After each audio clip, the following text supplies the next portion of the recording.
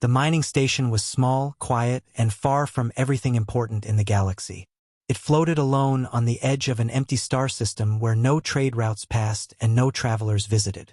The miners who lived there worked simple lives, spending their days carving rare minerals from floating rocks and their nights sitting inside warm metal halls, telling stories to their children. Life was peaceful, predictable, and safe, or at least it used to be. None of them knew their world was about to change forever. Years ago, something happened that none of them ever forgot. A burning streak shot across the sky, lighting up the entire horizon. The station sirens went off, and the miners rushed outside, expecting a meteor storm. But instead, they found a broken ship, smoke curling from its hull, metal twisted from the crash. Inside, barely breathing, lay a young human pilot. His suit was torn, his face pale, his heartbeat fading. The miners had never seen a human up close before. They had only heard rumors, stories that humans had disappeared into deep space, stories that humans were dangerous, stories that humans were emotional and unpredictable. But when they looked at the broken man inside the crashed ship, they did not see danger. They saw someone dying, someone who needed help, someone alone. The station chief, an old alien with rough hands and a kind heart, made a decision. "Hide him," he said. "The council cannot know."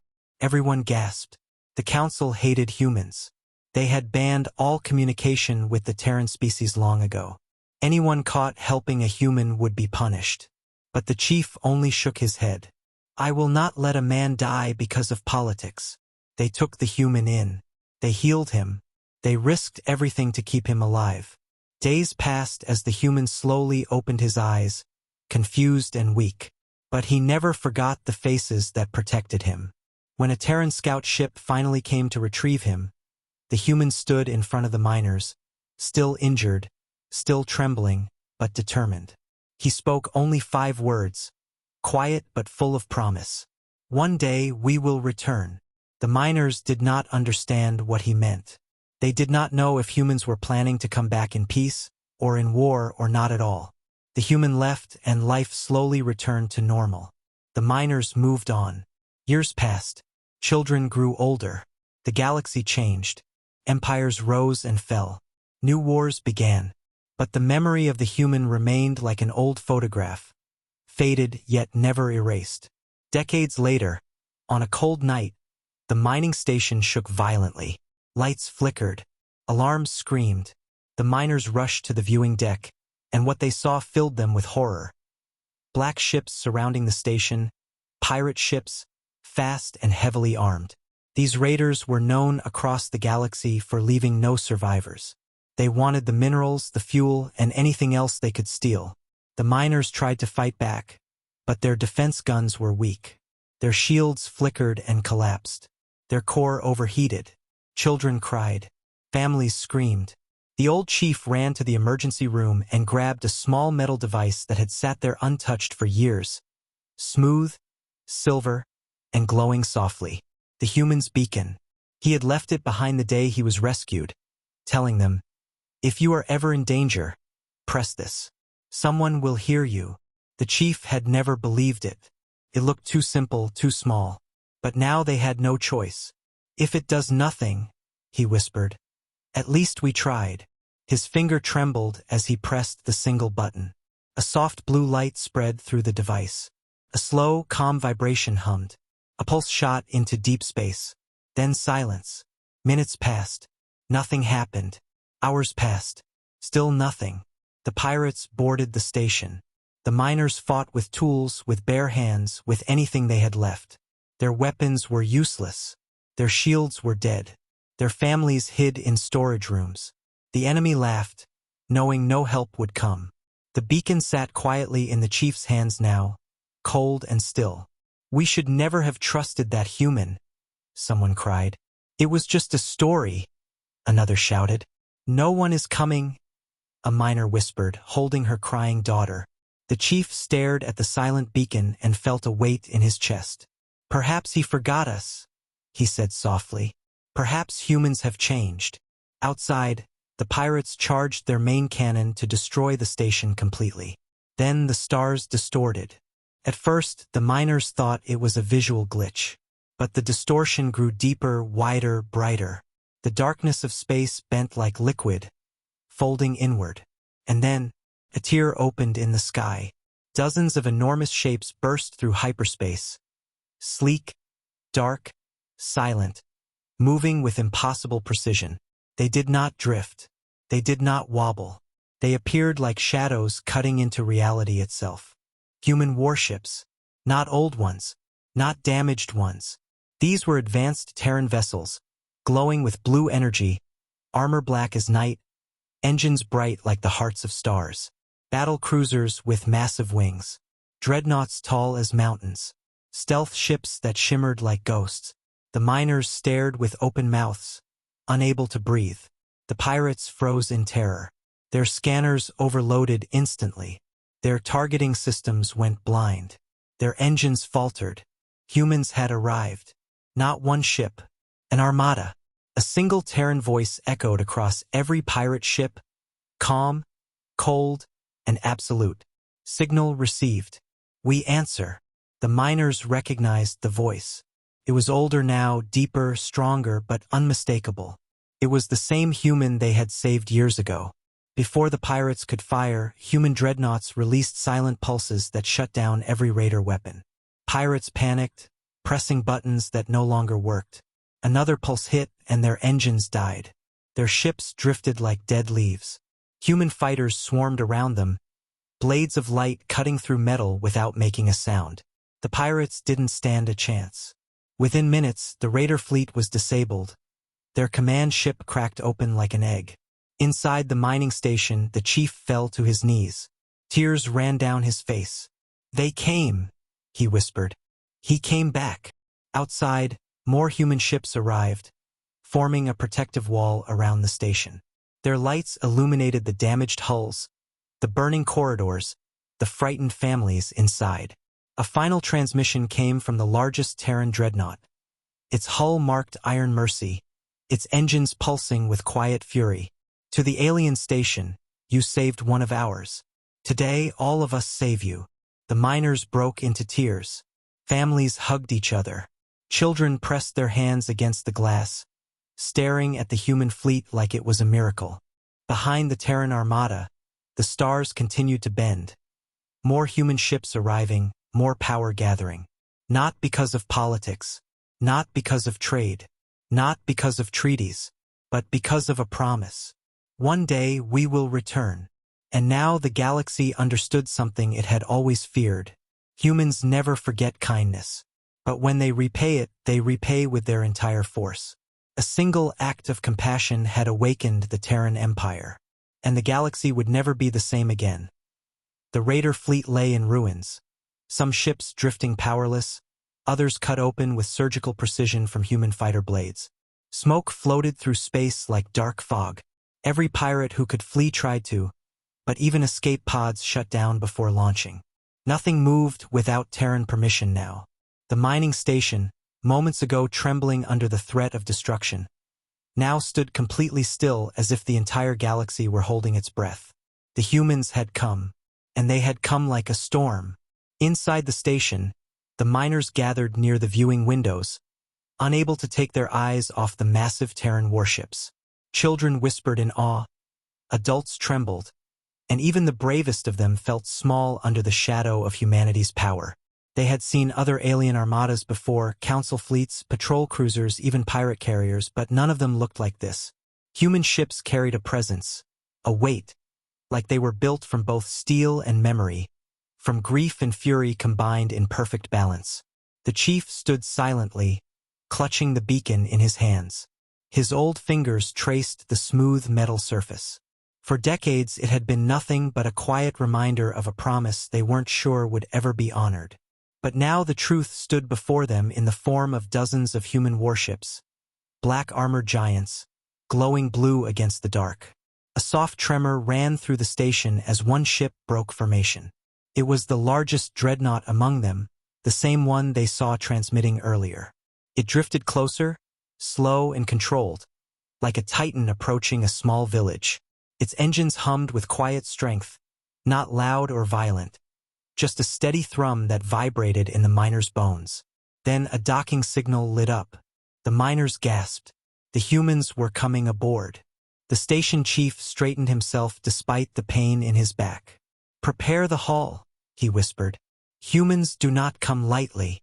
The miners scrambled, cleaning broken panels, clearing smoke, adjusting lights. Even though they knew nothing they did could impress a species that arrived with such overwhelming force. The docking port hissed open. A cold blue light filled the hallway, and then he stepped through.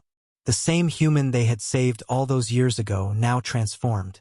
He was taller, stronger, wearing a long dark uniform lined with silver threads that pulsed softly like living circuits. His face was older, sharper, carrying scars the miners did not remember. His eyes, once full of fear and uncertainty as he lay dying on their station floor, now held an unshakable fire. He moved like a commander who carried entire fleets on his shoulders. Behind him, 2 squads of armored Terran soldiers followed, silent, controlled, weapons holstered but ready at a moment's notice.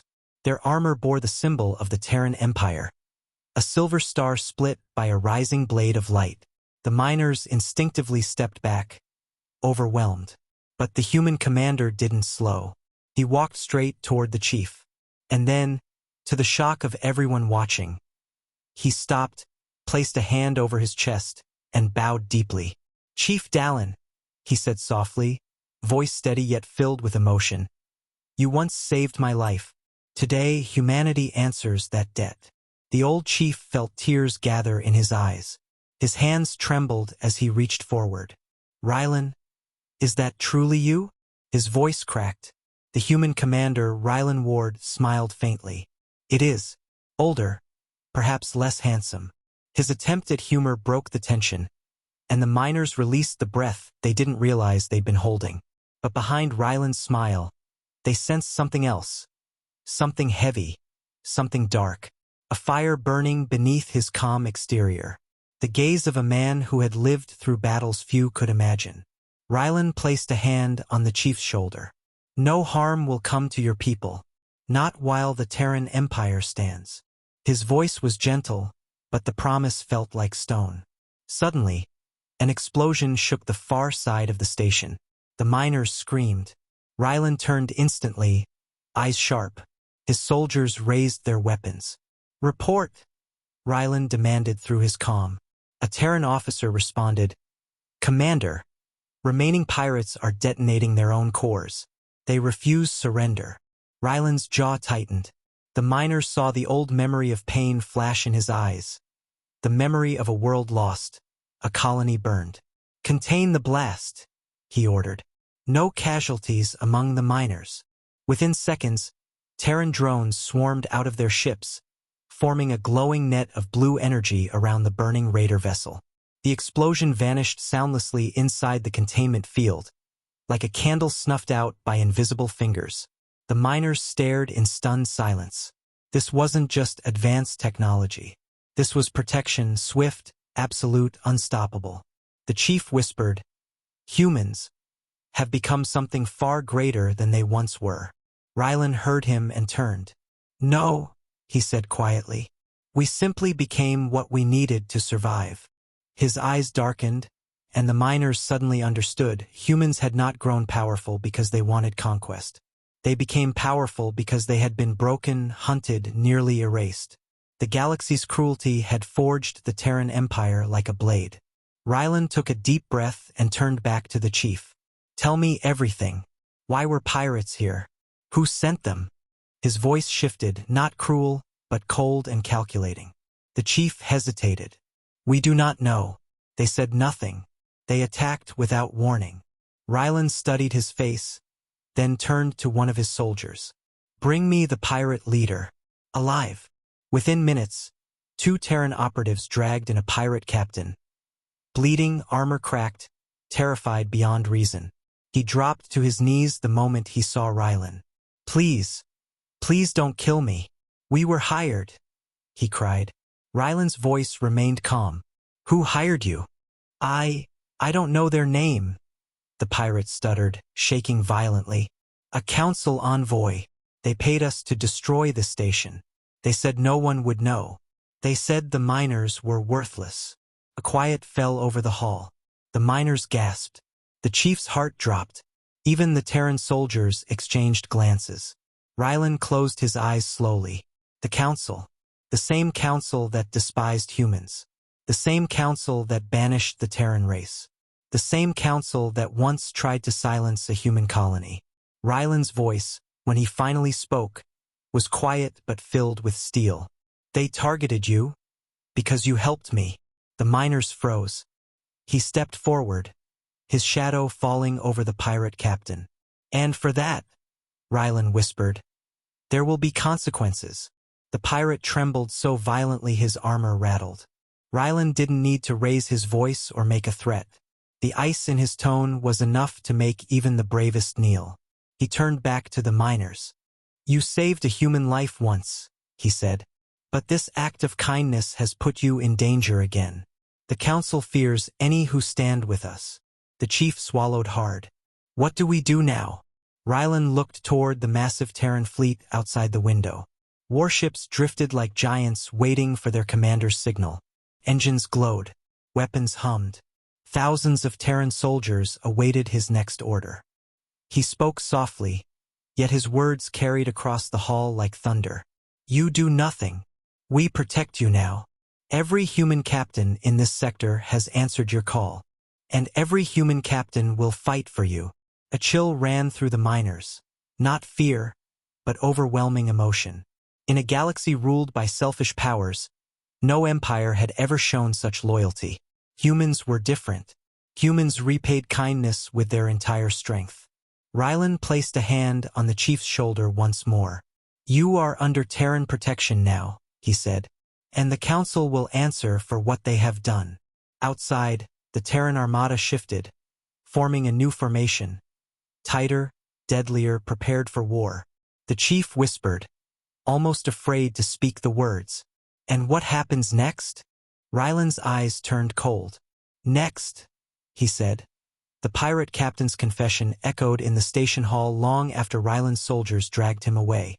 The miners stood silent, frozen in disbelief. The youngest children clung to their parents. The elders stared at the floor, their hearts heavy.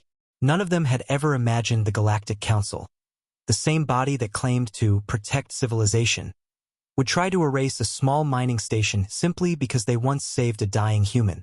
The chief felt the weight of this truth settle into his bones.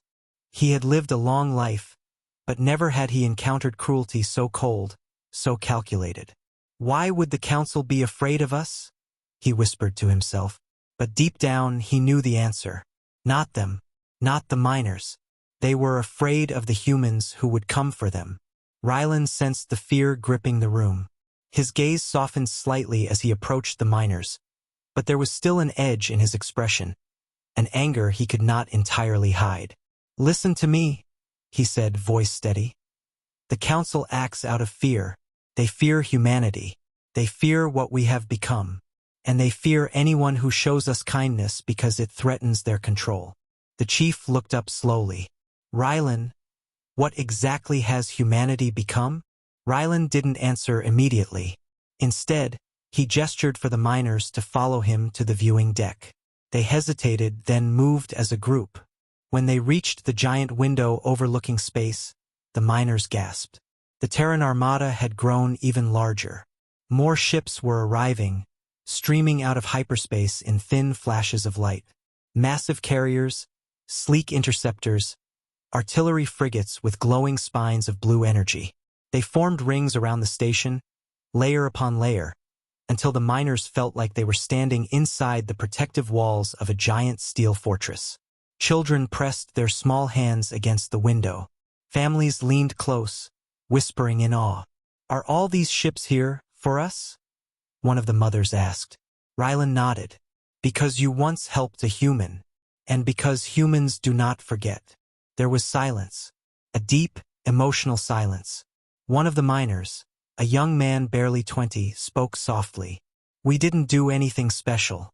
We only helped someone who needed us. Rylan turned his gaze toward him. And that, he said quietly, is exactly why the whole Terran fleet is here. The young man blinked, stunned.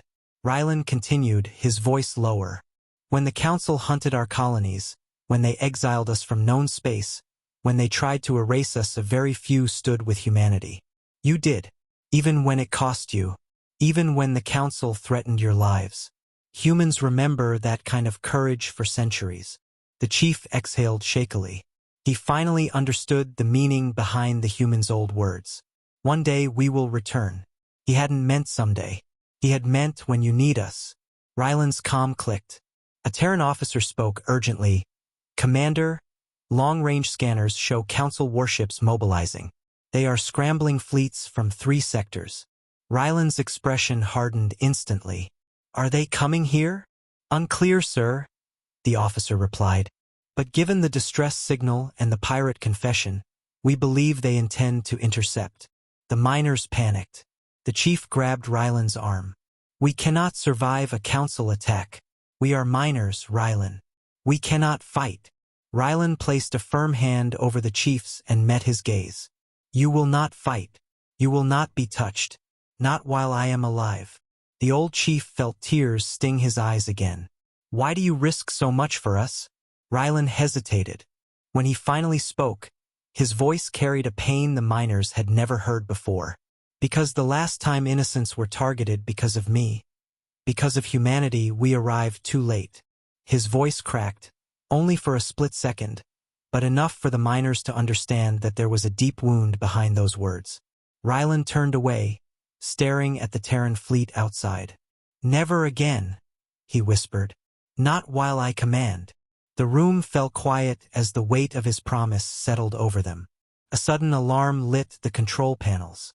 A miner screamed, "The Raider flagship is powering up. They're trying to overload their core." Rylan's eyes sharpened. They want to destroy the station with themselves. They'd rather die than face Terran justice. He snapped his fingers. Before the miners even understood what was happening, a human battleship streaked across space toward the Raider flagship. Its hull opened like a flower of metal, revealing a glowing sphere of blue energy. The sphere expanded into a net of shimmering light that wrapped around the Raider ship like a spiderweb around an insect. The Raider captain inside shouted desperately, "Release us! Release!" The core detonated. The explosion blossomed into a bright white fireball and vanished, contained fully inside the Terran net. The blast never touched the miners' station. The children cheered. The miners cried out in relief. Even the chief sagged against the rail, trembling. Rylan spoke gently. You were safe. Always. But once again, the softness did not last long. Another Terran officer contacted him. Commander, High Command requests immediate status update. They are preparing Protocol vengeance. The miners didn't understand, but Rylan froze. For the first time since he arrived, a shadow crossed his face. Fear? No, not fear. Something worse. Recognition. The chief felt his stomach twist. Rylan, what is Protocol vengeance? Rylan closed his eyes for a moment before answering. It is a Terran Empire war protocol. One we swore never to activate unless humanity was threatened again. The miners' hearts pounded. And because the Council tried to kill you, Rylan continued, they have triggered it. Kira, the young mother standing nearby, covered her mouth. Does that mean a war? Rylan looked at her with a softness that broke into sadness. It means the Terran Empire cannot stand still anymore. The Council struck first. Now we respond. The miners felt their legs weaken. Rylan spoke again, voice quiet but powerful. You did one simple act of kindness. You saved one man. But now, because of that single act, the entire Terran Empire stands with you. A deep tremor shook the station. A Terran super-dreadnought emerged from hyperspace, its hull glowing white gold like a rising sun. Miners gasped. Children screamed in wonder.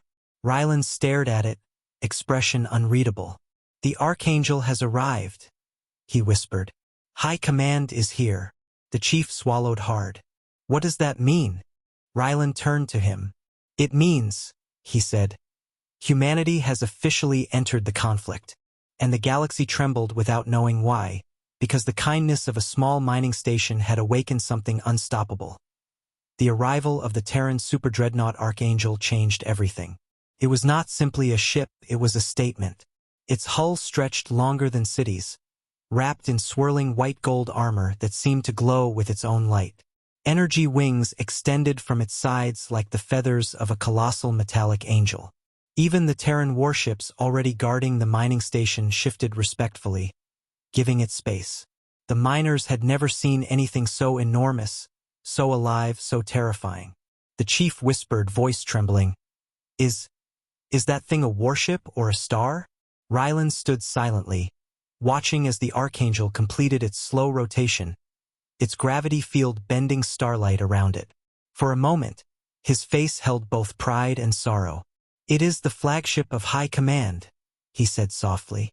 "Where it goes, the fate of nations follows." Children huddled beside the glass window, eyes wide. The miners stared like worshippers before a divine apparition. Even the Terran soldiers accompanying Rylan stood straighter, eyes locked on their leader's ship. Then a deep resonance spread across space. A hum so low the station vibrated. The Archangel opened a communication channel. A hologram shimmered into view above everyone's heads.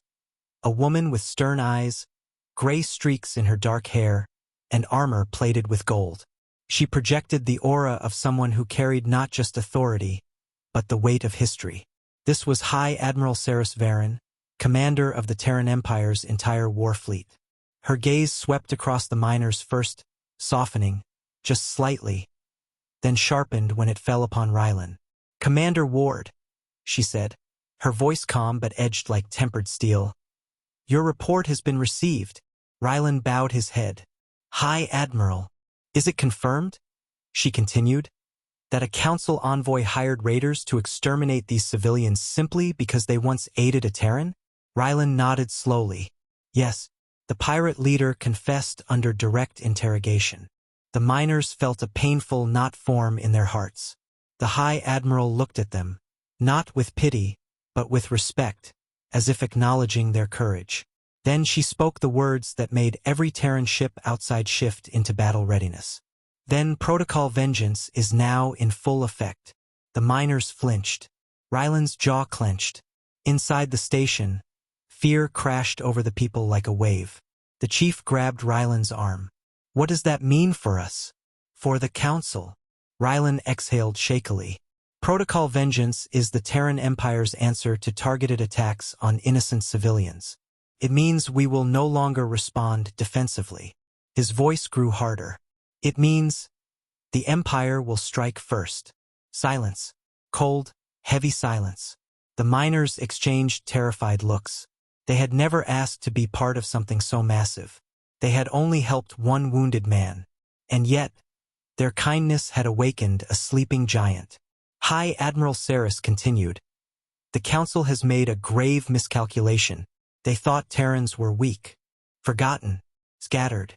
But humanity remembers every kindness. And humanity punishes every betrayal." Her voice shook the air in the hall. "The destruction of this station was ordered by someone within the Council. We will locate them, we will expose them, and we will end them." The chief swallowed. "High Admiral, we are grateful for your protection. But won't this bring war to the entire galaxy?" Saris's expression didn't change. War already came the moment the Council chose violence over truth. Rylan stepped forward. "High Admiral, I request permission to speak freely." Saris nodded once. Rylan turned to the miners, his face softening. "You did nothing wrong. You showed kindness when no one else would. The blame is not on you. The Council feared what your courage might mean." He turned back to his superior. "But we cannot leave these people here. The Council will return." His voice shook slightly, emotion, not fear. "If they stay, they will be hunted. They must be evacuated before we confront the Council." The miners gasped. Leave their home? Their family's generations-old station? The chief shook his head, pain etched into his face. "We cannot abandon this place. Everything we have is here." Rylan knelt before the old alien, a gesture that shocked everyone. "Chief Dallin, he said softly. This place is only metal and stone. Lives cannot be replaced. You saved a human's life once. Now let humans save yours. The old chief's lips trembled. Tears formed in the corners of his eyes. He finally nodded, not because he wanted to, but because he knew he must. High Admiral Saris's voice returned. Evacuation teams will begin immediately. The council must not learn who escaped. But the miners weren't thinking about the council anymore. Their eyes were fixed on Rylan because something in him seemed heavier now. A miner named Lena, young and brave, stepped forward. Rylan, she said softly. We heard the story of your colony, that the council destroyed it, that Terrans were too late to save them. Rylan froze. The air around him felt heavier. His voice, when it came, was low. Yes, I survived. They didn't.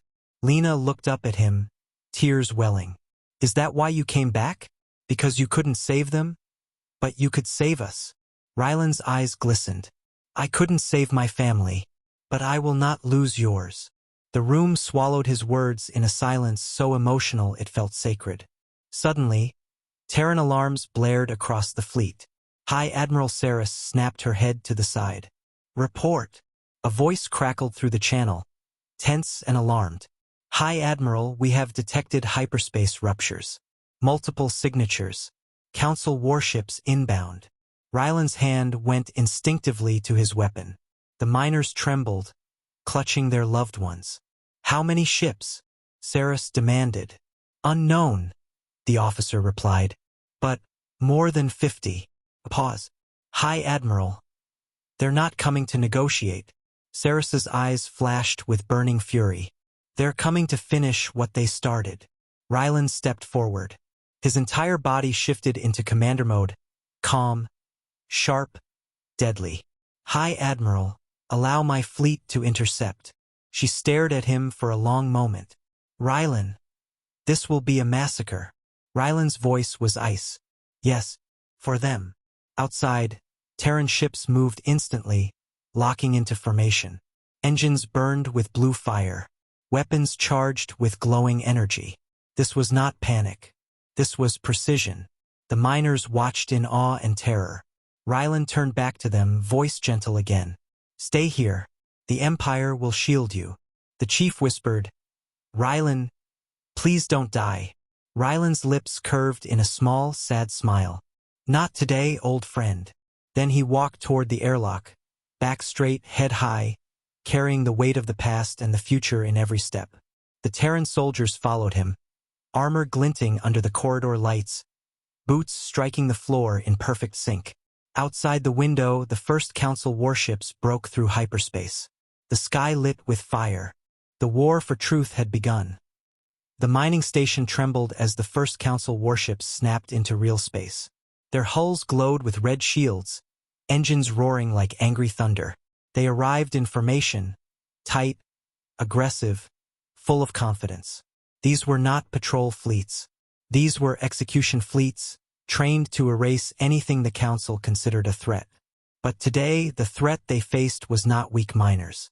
Today, they faced Terrans. The miners pressed against the viewing window, terrified as the Council ships grew larger. Mothers held their children. Young miners gripped each other's hands. The chief stood trembling, unable to look away. Rylan walked back into the docking bay, armor sealed, weapons locked. His soldiers followed behind him like moving shadows. But there was something different in him now, something older, colder. A fire burning beneath the calm expression. He opened a channel to the entire Terran fleet. Terran captains, he said quietly. Stand ready. Every Terran voice answered in one unified line. We stand with you, Commander. The Council Armada finally transmitted a message. A hologram flickered into existence. Tall, arrogant Council Admiral Jorek, wearing ceremonial armor. The miners shuddered. Jorek had a reputation for erasing colonies without warning. He smiled cruelly. Terrans, he said, you are violating galactic space. Stand down or face annihilation. Rylan's voice was soft, unshaken.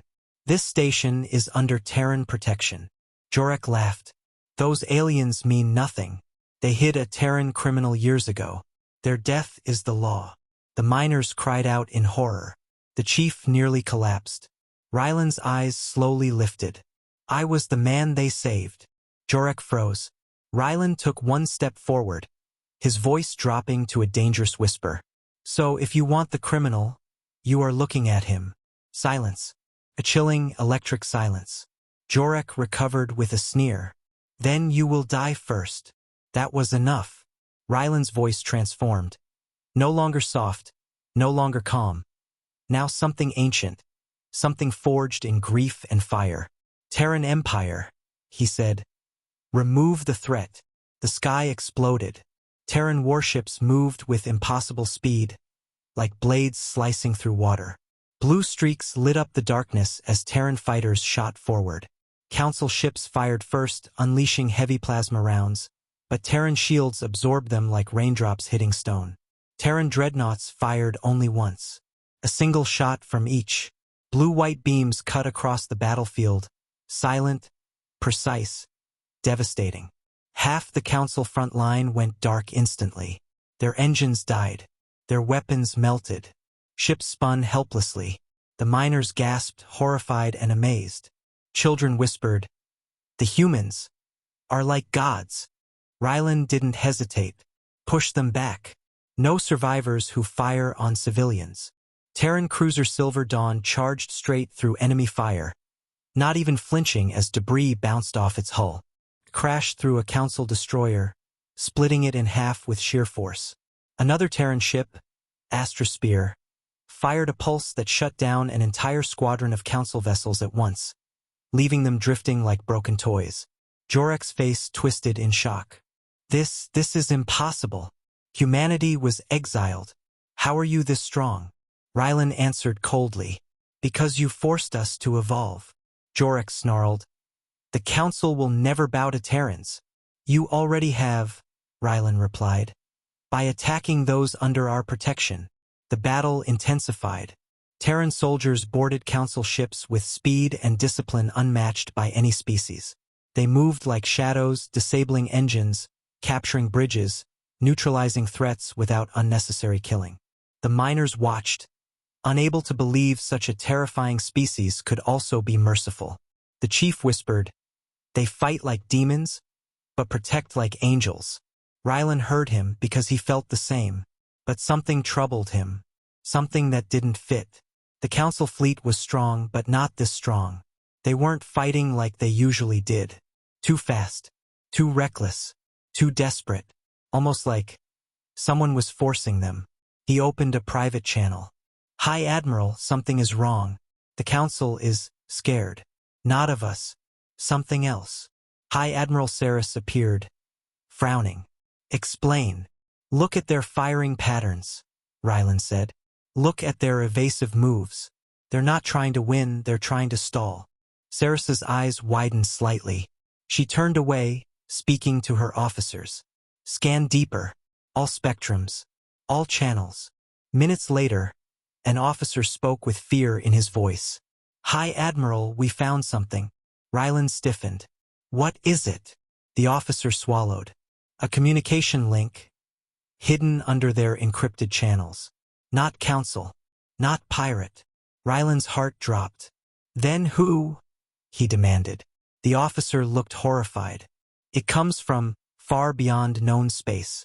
We've never seen this signature. High Admiral Saris's face turned pale. Does it match the Lost Ones? Ryland's breath caught in his throat. The miners looked at each other in confusion. Lost Ones? Who are they? Ryland didn't answer, because the truth was too heavy, too terrifying. The officer continued, voice cracking. It's worse, sir. The transmission is not controlling them. It is commanding them, ordering them to die if necessary, ordering them to fight Terrans at all costs. The miners gasped. Jorek's ships weren't attacking because the Council wanted to kill the miners. They were attacking because something ancient commanded them to. Ryland whispered, someone, or something, is using the Council. High Admiral Saris clenched her fists. Ryland, she said quietly, this is not the Council's war anymore. Someone else is behind this. Another officer interrupted, shouting now. New signature detected. Massive energy surge from the far side of the sector. Something is coming through hyperspace. Rylan turned slowly. The miners held their breath. The Terran soldiers froze. Even the Archangel dimmed its lights as if bracing for impact. The officer screamed. It's enormous. Unknown origin. Not Council. Not Terran. Not any species in our records.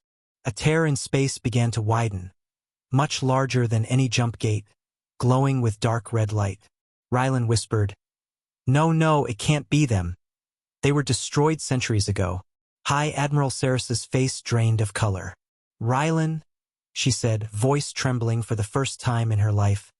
Prepare the miners. Protect them. Because if that truly is the lost ones. Rylan felt chills run through him. Then the entire galaxy is in danger. The tear widened further. Something massive, ancient, and alive stirred behind it. The miners clung to one another. Children cried. Rylan tightened his grip on his weapon. And then, a metallic roar echoed through the void. Something stepped through. And everyone, Terran or alien, felt their blood freeze. The tear in space widened until it swallowed half the stars in the minor sky. The light pouring from it was not bright. It was dark red, like burning metal buried deep beneath a dying sun. Every living being felt it before they saw anything. The pressure, the cold, the weight of something impossibly ancient stepping back into existence. Miners dropped to their knees, clutching their chests. Children cried, sensing a fear they could not explain. Even the Terran soldiers tightened their grips on their rifles. Their armor sensors flickered, struggling to analyze something far beyond known science. Rylan felt his heartbeat slow. His hand trembled, not from fear, but from recognition. He knew this presence. He felt it once, long ago, buried in classified Terran history, a story told only in whispers among the highest ranks. He had hoped the stories were wrong. High Admiral Saris' voice cracked through the calm, lower than before, carrying a gravity the miners had never heard from a Terran leader. All Terran ships, defensive formation Delta 1. Protect the civilians at all cost. Her voice wavered just barely, but it was there. The Terran fleet obeyed instantly. Destroyers moved forward. Dreadnoughts formed a wall. The Archangel descended like a golden shield. And then the thing inside the tear finally stepped through. At first, it looked like a massive black shadow, formless and shifting, as if made of smoke and stone. Then the shadow condensed into a monstrous figure, towering, metallic, with wings that stretched hundreds of kilometers. His body pulsed with sick red veins of energy. Its face wasn't a face at all, just a mask of metal and runes older than the Council, older than humanity, older than every species alive. The miners felt their thoughts shake as a deep voice entered their minds. Not sound, not speech, but pure force. Terrans. The word alone sent the youngest miners collapsing. Their bodies shook from the psychic pressure, and their parents tried desperately to shield them. Rylan stepped in front of them, shielding them with his own body. Somehow, the creature's presence softened around the miners as if recognizing their innocence. But toward the Terrans, the pressure grew heavier. Rylan shouted through gritted teeth. Stay together. Do not listen to its voice. Terran soldiers, activate neural dampeners. Blue lights flickered across Terran helmets as the soldiers stabilized. Barely. High Admiral Saris stood tall, hologram flickering as the Archangel absorbed the psychic shock. She addressed the ancient being with a steady voice. Identify yourself. The creature's wings folded slowly, like mountains shifting. Its mask glowed, and when it spoke, the void trembled. We are the firstborn. Every Terran officer froze. Every miner felt the air vanish from their lungs. Rylan whispered, No, impossible. They were extinct before humanity even learned to travel. High Admiral Saris did not blink. State your purpose. The firstborn's voice pierced the fleet like a blade. We come for what is ours. Saris clenched her fists. Explain. The creature turned its glowing eyes onto the mining station. Not the Terran fleet. Not the Council ships. The tiny, fragile station that once saved one human life. The miners screamed. The pressure increased. Panels cracked. Lights shattered. Rylan raised his arm and yelled, "Protect the station! Shields to full!" The Archangel deployed a shimmering golden barrier around the miners. The Firstborn's gaze pushed against it, burning red streaks into the energy shield. Rylan felt a surge of panic, something he had not felt since the day he lost his family. Miners collapsed. Some fainted. Others cried out in pain. He shouted again, "Stand strong! You're safe! Nobody touches them!" But the Firstborn wasn't speaking to them. It was speaking to Rylan. "The Terran you saved holds the echo." Rylan felt his blood turn cold. The chief looked up weakly. "Rylan, what is the echo?" Rylan's jaw tightened. He didn't want to answer, but the truth slammed into the open itself. The Firstborn thundered. "The echo is our lost fragment. Power we created. A weapon we forged." Miners gasped. Terran soldiers stared at Rylan in shock. "The human you saved carries it within him." The chief looked at Rylan horrified. "You?